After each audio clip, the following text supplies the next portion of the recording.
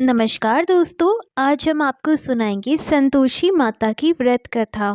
एक समय की बात है, एक बुढ़िया के 7 बेटे थे, जिनमें से 6 कमाते थे और एक ना कमाने वाला था। वह बुढ़िया 6 बेटों को अच्छा खाना बनाकर खिलाती और 7वें को उन सब का बचा खुचा झूठा खाना खिलाती थी। और वह भोला भाला अपनी इस माँ की चाल को कभी समझ न पाया। एक दिन वह अपनी पत्नी से बोला, मेरी माँ मुझसे बहुत प्यार करती है। तो उसकी पत्नी बोली, वह तुम्हें सबका बचा कुचा खाना खिलाती है। इस बात पर उसे विश्वास नहीं हुआ। एक दिन वह छुप कर देखता है कि माँ अपने 6 बेटों को बड़े प्यार से कई प्रकार के व्यंजन बनाकर बड़े प्रेम से खिला रही है। जब वह 6 खाना खाकर उठ गए, तब माँ ने उनकी थालियों से झूठन इकट्ठी करी और उसकी थाली में परोस दी। जब वह घर आया तो माँ अपने सबसे छोटे लड़के से बोली, खाना खा ले। वह बोला, माँ मैं भोजन नहीं करूँगा, मैं तो प्रदेश जा रहा हूँ। माँ बोली, कल जाता आज ही चला जा।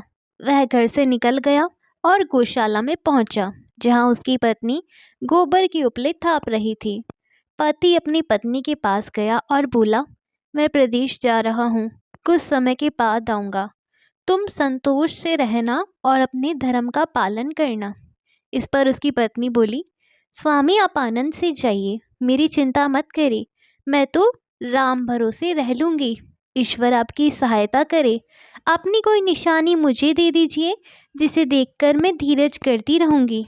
इस पर वह बोला, मेरे पास इस अंगूठी के सिवा कुछ भी नहीं है, तो यह रख लो और मुझे भी अपनी कोई निशानी दे दो।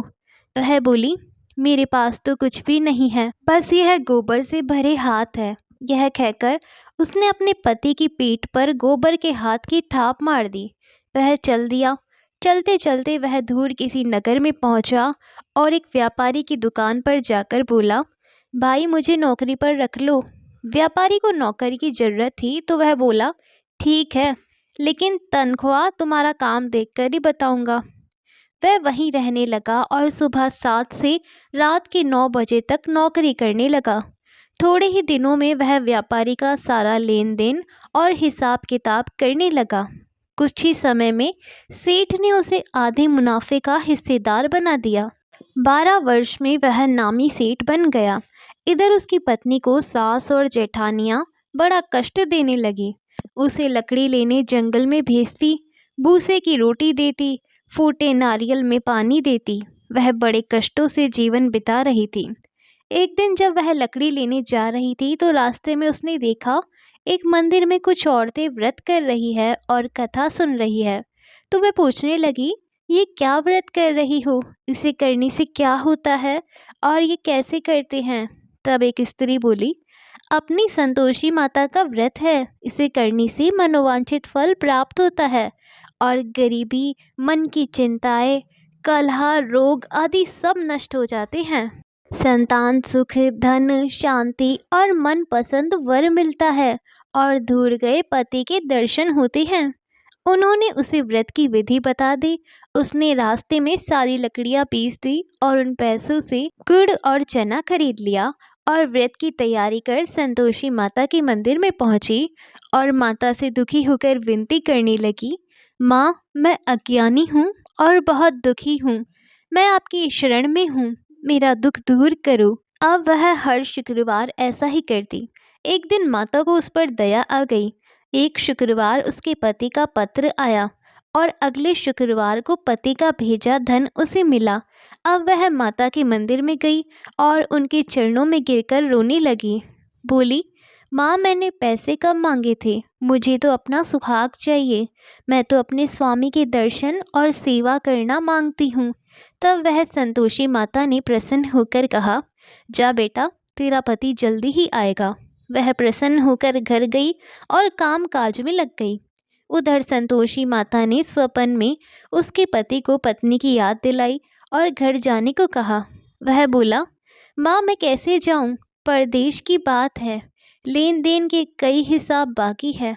माँ बोली, सवेरे उठकर मेरा नाम लेकर घी का दीपक जलाना और फिर दुकान पर बैठना, सवेरे उठकर उसने वैसा ही किया। देखते ही देखते सारा लेन देन हो गया और धन का ढेर लग गया। वह खुश होकर घर की ओर रवाना हो गया। उधर उसकी पत्नी रोज लकड़ियाँ लेने जाती और संतोषी माता की पूजा अर्चना करती। एक दिन वह बोली, माँ, यहाँ धूल कैसे उड़ रही है? माँ बोली, बेटी, तेरा पति आ रहा है, तो लकड़ियों के 3 गट्ठर बना ले। एक नदी के किनारे रखना, एक यहाँ रख दे और तीसरा अपने सिर पर रख ले। तेरे पति के दिल में उस लकड़ी के गट्ठर को देखकर मोह पैदा होगा और घर जाकर आवाज़ लगाना, सासू जी, लकड़ियों का गट्ठर लो, भूसे की रोटी दो और फूटे नारियल में पानी दो। आज मेहमान कौन आया है? उसने वैसा ही किया। घर गई, आंगन में लकड़ियों का गट्ठर रखकर बोली, सासू जी, लकड़ियों का गट्ठर लो, भूसे की रोटी दो और फूटे नारियल में पानी दो। आज मेहमान कौन आया है? यह सुनकर सासू दौड़ी दौड़ी बाहर आई और अपने कष्टों को भुलाने के लिए कहने लगी, बेटी, तेरा पति आया है, आ मीठा भात खा, भोजन कर और गहने और कपड़े पहन। इतने में उसका पति बाहर आया और उसके हाथ में अपनी अंगूठी देखकर माँ से पूछने लगा, माँ, ये कौन है? माँ बोली, बेटा, ये तेरी बहू है। पूरे 12 बरस हो गए, ये दिन भर घूमती फिरती है, कोई काम काज भी नहीं करती, तुझे देखकर नखरे कर रही है। फिर वह बोला, माँ, मैंने तुम्हें और इसे दोनों को देख लिया, अब मुझे दूसरे घर की चाबियाँ दे दो, मैं उसमें रहूँगा। माँ बोली, ठीक है, जैसी तेरी मर्जी। और उसने चाबियों का गुच्छा पटक दिया। बेटे ने अपना सामान दूसरे घर में रख दिया। देखते ही देखते उनके राजा के समान ठाट बाट हो गए। अगला शुक्रवार आया। वह अपने पति से बोली, मुझे संतोषी माता के व्रत का उद्यापन करना है। वह बोला, खुशी से करो। वो तैयारियों में लग गई। उसने जेठ के लड़कों को बुलाया। पीछे से जेठानियों ने अपने बच्चों को सिखा दिया, तुम खाने के बाद खटाई मांगना, जिससे उसका उद्यापन पूरा ना हो। लड़कों ने झीमते ही खटाई मांगी। वह बोली, नहीं नहीं, मैं खटाई नहीं दे सकती, यह संतोषी माता का प्रसाद है। लड़के बोले, तो फिर पैसे दे दो। भोली भाली समझ नहीं सकी और उन्हें पैसे दे दिए। वह उन पैसों से खटाई लेकर खाने लगे। इस पर संतोषी माता क्रोधित हो गई। राजा के दूत उसके पति को पकड़कर ले गए। वह बेचारी रोती हुई माता के मंदिर में गई और बोली, माता, यह क्या किया? माता बोली, पुत्री, मुझे दुख है कि तुमने अभिमान करके मेरा व्रत तोड़ा है और इतनी जल्दी सब भूल गई। वह बोली, माता, मैंने तो कुछ गलत नहीं किया, मैंने भूल से लड़कों को पैसे दे दिए थे, मुझे क्षमा करो, मैं दोबारा तुम्हारा उद्यापन करूंगी। माता बोली, जा, तेरा पति रास्ते में आता हुआ मिलेगा। वह चली गई। रास्ते में उसे उसका पति आता हुआ दिखाई दिया। उसके पूछने पर वह बोला, राजा ने मुझे मिलने के लिए बुलाया था। अगले शुक्रवार उसने फिर उद्यापन किया। जेठ के लड़कों को बुलाया। जेठानियों ने फिर उन्हें सिखा दिया। लड़के भोजन के पहले बोले, खटाई मिलेगी? तब वह बोली, खटाई नहीं मिलेगी। अब उसने ब्राह्मण के लड़कों को बुलाकर भोजन कराया और दक्षिणा दी। संतोषी माता उससे प्रसन्न हो गई और 9 महीने बाद उसके चंद्रमा के समान सुंदर पुत्र हुआ। वह अपने पुत्र को लेकर रोजाना मंदिर जाने लगी। एक दिन संतोषी माता ने सोचा कि रोज यहाँ आती है, आज मैं इसके घर जाकर इसका ससुराल देखती हूँ। यह सोचकर संतोषी माता ने बड़ा भयानक रूप धारण करा। गुड़ व चने से सना मुख, सूंड के समान होठ, जिन पर मक्खियाँ भिनभिना रही थी, ऐसी सूरत में वह उसके घर गई। दहली में पांव रखते ही उसकी सास बोली, देखो, कोई डाकिन आ रही है, इसे भगाओ वरना किसी को खा जाएगी। सभी घर वाले भागकर घर की खिड़कियां और दरवाजे बंद करने लगे। तभी उसने ऊपर की खिड़की से देखा तो वहीं से चिल्लाने लगी, आज मेरी माता मेरे घर आई है, आज मेरी माता मेरे घर आई है। उसकी सास बोली, पागल हो गई, कैसे उतावली हुई जा रही है, बच्चे को भी पटक दिया।